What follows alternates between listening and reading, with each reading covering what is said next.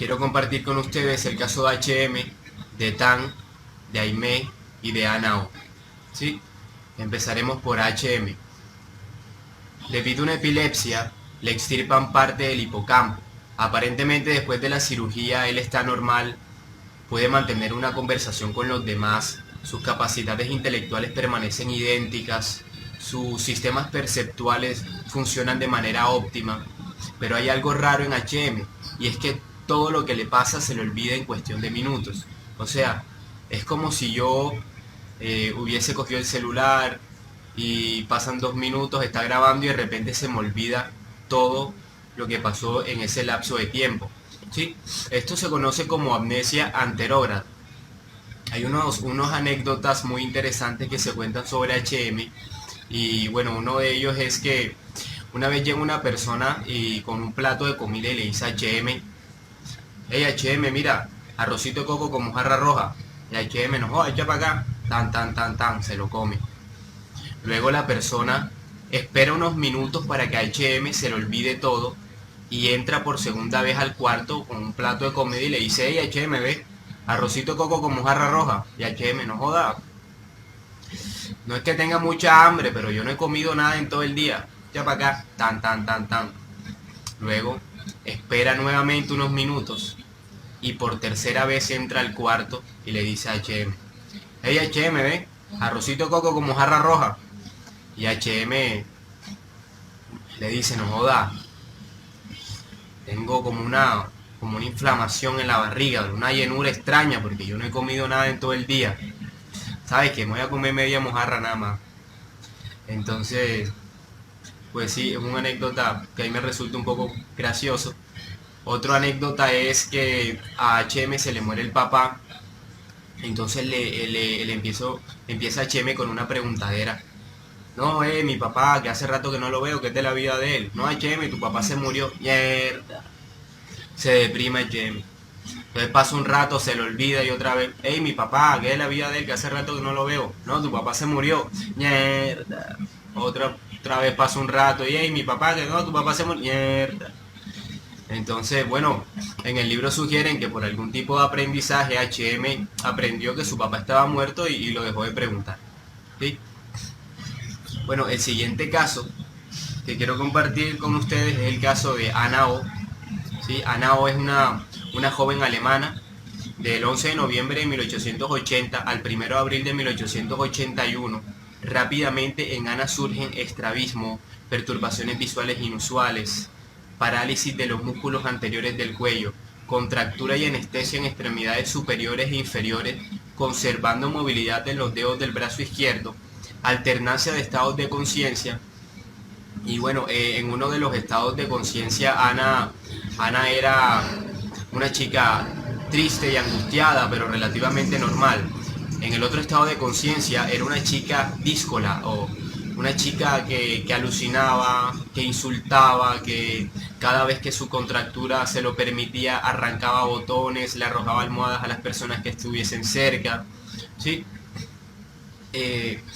Bueno, Ana hablaba alemán, sí, ella era alemana, pero repentinamente empezó a hablar solamente inglés, aunque entendiendo en alemán. ¿Sí? Su enfermera, que no sabía inglés, no le pudo hacer entender a Ana que ella estaba hablando en inglés, aunque entendiendo en alemán, sino después de un tiempo. El 1 de abril de 1881, Ana deja la cama por vez primera y bueno, mejora en términos de contractura y de estrabismo. La visión de Ana se había estrechado tanto que de un ramillete de flores que le gustaba mucho, Ana solamente podía ver una flor por vez. Cuando iba a reconocer a una persona, entonces tenía que ir parte por parte en el rostro, ¿sí? Esta es la nariz de talcito, estas son las orejas de talcito, estos son los ojos de talcito, por consiguiente, este es talcito. Ana, sí, entonces Ana tenía muchas perturbaciones y ahora, sí, como les venía comentando, antes ella solamente hablaba en inglés, aunque entendía en alemán, sí, pero ahora solamente hablaba en inglés si le hablaban en inglés. Y lo más extraño es que solamente leía en francés o en italiano. Y lo mucho más extraño es que cuando le pedían que leyera en voz alta lo escrito en francés o en italiano, ella lo leía en inglés. ¿Sí? Ana, Ana era una chica apaciguada y tranquila por las noches, ¿sí? Ella toda la noche estaba despierta, se dormía más o menos a las 4 de la madrugada. Cuando se despertaba era una chica enajenada y con varias alucinaciones diarias. Tú podías estar hablando con Ana, ella repentinamente alucinaba, pasaba brevísimo tiempo y retomaba la última frase que había sido interrumpida por la alucinación sin saber que había alucinado. Eh, por las tardes hacía terapia hipnótica con Freud y la terapia consistía en que Ana tenía que decir, tenía que declarar, que contar las alucinaciones que había tenido en el día. Y bueno, y solo después que ella hiciera este proceso, podía estar tranquila y apaciguada por la noche.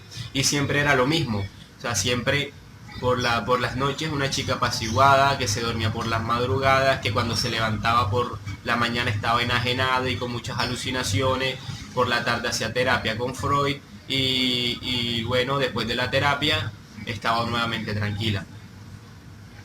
Sí, Ana ya estando en 1882, ¿sí? Sus cambios de conciencia se hicieron más frecuentes y más extraños. Ahora, en uno de los estados de conciencia, Ana vivía en el invierno de 1881-1882 y en el otro estado de conciencia vivía en el invierno de 1880-1881. ¿Sí? Y esto era tan fuerte, pero tan fuerte que cuando Ana estaba en el invierno de 1880-1881, ella alucinaba que toda su habitación de 1882 era la habitación de 1881-1882. Tanto era que cuando quería ir a la puerta se estrellaba con la estufa, porque la puerta de su habitación de 1880-1881 estaba en el mismo sitio donde se encontraba la estufa en su cuarto real de 1882. ¿Sí? Bueno, aunque estos cambios de conciencia eran espontáneos, se podían producir con tan solo mostrarle un estímulo que le recordara vívidamente alguna de las épocas. Por ejemplo, bastaba con mostrarle una naranja, su principal alimento, en 1880-1881 para llevarla a esa época. Y otra cosa que también es interesante es que Ana tenía la tendencia de revivir el invierno de 1880, de trasladarse al invierno de 1880-1881, pero además de eso revivirlo día por día. Freud se pudo dar cuenta de esto porque Ana por las tardes estaba diciendo lo mismo que había dicho ese mismo día, pero en la época pasada. Y además que logró conseguir un diario íntimo de la madre de Ana y había muchas cosas escritas del invierno de 1880-1881, entonces logró notar que los mismos días estaba diciendo las mismas cosas. Unas anécdotas son que una vez Ana le dice a Freud, yo estoy enojada contigo, pero yo no sé por qué, no encuentro una razón. Entonces Freud, a través del diario íntimo, se da cuenta que para ese mismo día, pero en el invierno de 1880-1881, Ana estaba muy molesta con Freud porque Freud le había hecho algo.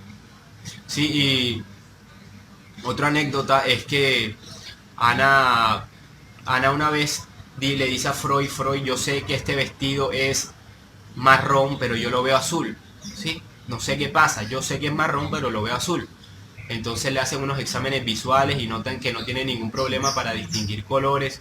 Y entonces Freud luego se da cuenta que para ese mismo día Ana estuvo muy ocupada con un vestido azul de la misma tela. ¿Sí? Bueno, todas estas anormalidades de Ana desaparecen cuando Ana logra en la hipnosis de la tarde contar el episodio de origen. ¿Sí? Y en cuanto a cómo sucedió todo esto, Freud le da una explicación prácticamente asociacionista Es decir, que en episodios particulares hubo una asociación de estímulo-respuesta y así pues quedó condicionado el comportamiento. Por ejemplo, Freud cuenta que inicialmente ella estaba cuidando a su padre que estaba muy enfermo y entonces ella estaba sentada en una silla y notó que una serpiente se acercaba por la ventana. Ana se quedó paralizada, en especial uno de sus brazos, el cual también se quedó anestesiado. Y bueno, cuando ella miró a ver el brazo, alucinó en los dedos un montón de serpientes. Entonces ella, pues, en su susto, ella intentó espantar a la serpiente. Y cuando le espanta, Freud dice que quizá ahí se formó la asociación de estímulos y bueno, Ana después, cada vez que veía un objeto serpintoforme, es decir, un palito, una cabulla que pareciera una serpiente a simple vista, Ana se le paralizaba uno de sus brazos. Sí, entonces ahí, pues desde ahí empezó a empeorar en términos de contractura. El otro caso que quiero compartir es el caso de Aimé. ¿Sí? Aimé, bueno, este caso es de Lacan, ¿sí? De la tesis doctoral de Lacan. Bueno, los trastornos psicopáticos de Aimé inician cuando ella tiene 28 años de edad. Ella trabaja en la misma oficina de su marido y está embarazada. Tiene la impresión de que sus compañeros de trabajo y los transeúntes hablan mal de ella. Además, reconoce en los periódicos injurias en su contra, cosa que es mentira porque nadie se mete con ella en los periódicos. En unas ocasiones navajea los neumáticos de la bicicleta a un compañero de trabajo, le vacía a su marido en la cabeza una jarra de agua y en otra ocasión le lanza una plancha. Como les venía diciendo, Aimé estaba embarazada, su bebé nace muerto debido a un enredamiento con el cordón umbilical y bueno, esto la conmueve mucho y Aimé le echa la culpa de todo esto a su mejor amiga. ¿Sí? El segundo embarazo es satisfactorio, aunque marcado por sus delirios que cada vez son más intensos. Y bueno, nace el bebé y Aimé cree que todo el mundo amenaza la vida de su hijo. ¿Sí? De hecho, una vez tuvo un conflicto con un automovilista porque ella lo acusaba de que pasó muy cerca del cochecito del niño.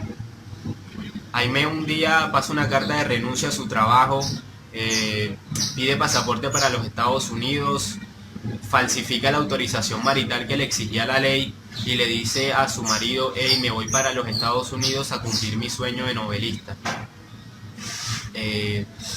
Entonces, al ver este comportamiento inusual y otros comportamientos parecidos, su familia decide internarla en una casa de salud. Aimé dice al respecto de esto, dice: armaron un complot para arrancarme a mi hijo y encerrarme en una casa de salud. Bueno, Aimé, estando en la casa de salud, le envía una carta a un famoso novelista de entonces. Dice, un fragmento de la carta dice lo siguiente: señor novelista, quizá usted estuviese muy contento de estar en mi lugar para estudiar las miserias humanas. Yo estudio a mis vecinas, algunas de las cuales que están locas y otras tan lúcidas como yo. Cuando salga de aquí, me propongo reventarme verdaderamente de risa, porque yo siempre termino divirtiéndome de ser una eterna víctima. ¿Sí? Virgen Santa, qué historia la mía, usted la conoce, todo el mundo la conoce un poco, se cuentan tantos chismes de mí, y yo por lo que sea a través de sus libros, que usted no es un hombre de injusticia, le pido, señor novelista, que por favor haga algo por mí. Aimé le termina diciendo a su médico que ella en realidad no quería salir para Estados Unidos en busca de su sueño de novelista, sino que ella tiene unos enemigos que la persiguen y ellos la estaban forzando a que intentara salir de su ciudad. Además que conserva unas inquietudes muy grandes que son: ¿quiénes serán esas misteriosas personas que me persiguen? Y dos, ¿acaso yo no tengo un alto destino que cumplir?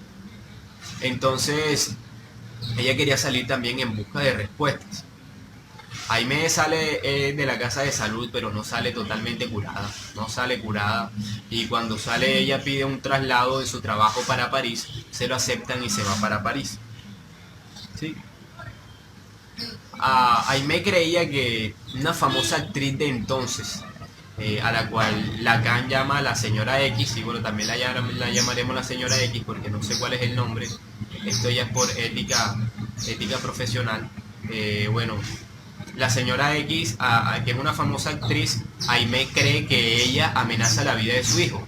Aclaro que Aimee nunca había tenido ningún tipo de contacto con esta señora. Cuando ella le preguntan por qué piensa que la actriz trae algo contra su hijo, ella dice, yo una vez que estaba en la oficina trabajando y al mismo tiempo buscando dentro de mí, como siempre, de dónde podían provenir esas amenazas contra mi hijo.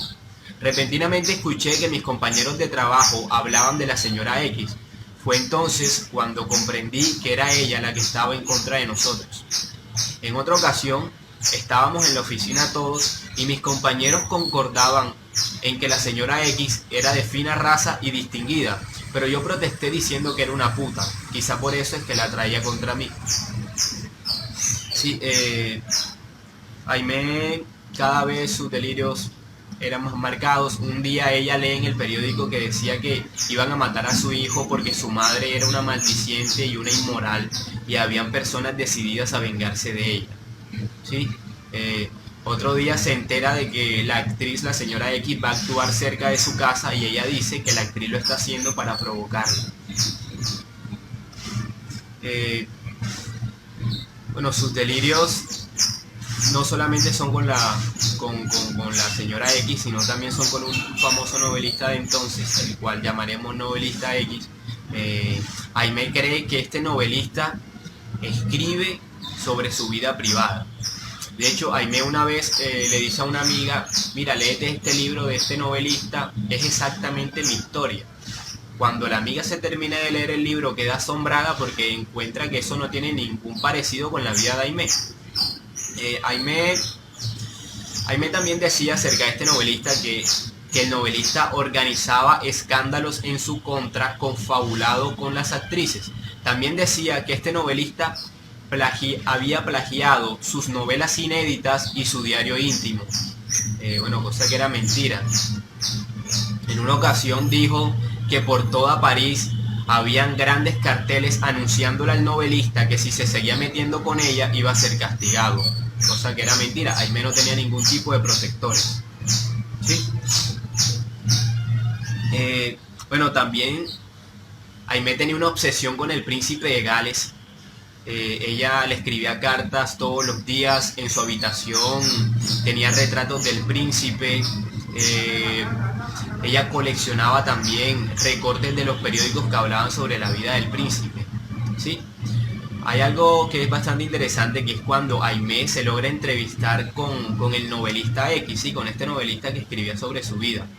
Entonces Aimee dice lo siguiente: yo llegué a la librería y le pregunté si podía verme con el novelista. El librero me dijo que él se acercaba todas las mañanas por allí para recoger su correspondencia. Entonces yo decidí esperarlo delante de la puerta. Cuando lo vi me presenté ante él, hablamos y él me invitó a que diéramos un paseo en su coche por el bosque, cosa que yo acepté. Y bueno, en el transcurso del viaje yo le dije que dejara de andar hablando mal de mí. Y el novelista se quedó sorprendido. Y al final del viaje me dijo que yo era una mujer misteriosa e imprudente, y más nunca nos volvimos a ver. Sí. La ansiedad de Aimee cada vez crece más. Aimee ya siente el deseo de cometer una acción directa. Ella le pide al gerente del hotel donde vive que le preste un revólver o por lo menos un bastón para espantar a la gente que se está metiendo con ella. Intenta publicar una novela, la editorial se la rechaza, esto la deprime y ella toma la decisión de divorciarse de su marido e irse a vivir con su hijo a otro lugar. Entonces le dice a su hermana: es preciso que atestigües que Andrés, o sea, el marido de Aimee, es preciso que atestigües que Andrés golpea a mi hijo y me golpea a mí. Quiero divorciarme de él e irme con mi hijo a otro lugar. Estoy decidida a todo. Si no lo haces, lo mataré. Y bueno, cada vez Aimee está más trastornada. compra una gran navaja y entonces piensa, ¿qué pensará la señora X si yo no me hago presente para defender a mi hijo? Pues claro, que soy una cobarde.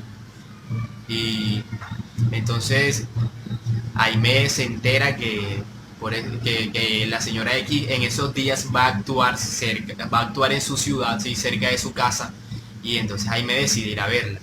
Ella entra a las instalaciones donde va a actuar la señora X, la ve y le pregunta, ¿usted es la señora X? La señora X responde afirmativamente, y cuando ella responde afirmativamente, Aimee saca de su bolso una gran navaja ya abierta y la lanza sobre la actriz. La actriz mete la mano y le corta 2 tendones flexores. Entonces inmediatamente agarran a Aimee, sí, empieza el proceso a ver si la meten presa, ¿ok? Y a ella cuando le preguntan que por qué hizo eso, ella decía que la actriz la venía molestando desde hace tiempo, sí, que ella se lo había buscado. Bueno, Aimee termina presa y ella les dice a sus compañeras de celda que la actriz la venía molestando junto a un novelista desde hace mucho tiempo y ella se las desquitó. Las compañeras de celda se lo creyeron.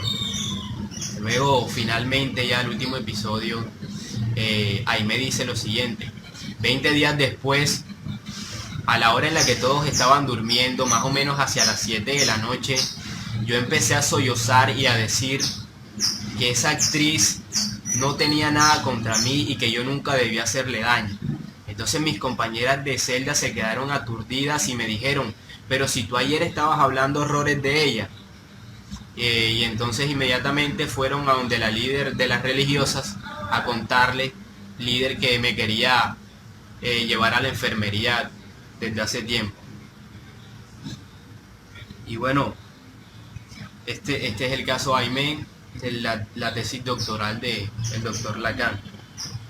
Por último, quiero contarles la historia de Tan. De Tan no se escribió mucho, pero es un caso bastante particular que contribuyó pues a lo que es el campo del lenguaje en la psicología. Bueno, Tan es un tipo que su lenguaje articulado se limita a la sílaba tan. O sea, y además de eso, a todo él responde con 2 tan. O sea, el que todo bien, tan tan. El que los pelos que, tan tan. El que, tan tan. Sí. Bueno, gracias a Tan, el doctor Broca pues logró ubicar en el cerebro la famosa área de Broca. ¿Sí? Bueno, a partir no solo de Tan, sino de varios pacientes más, pero Tan fue el precursor de todo. Eso es todo.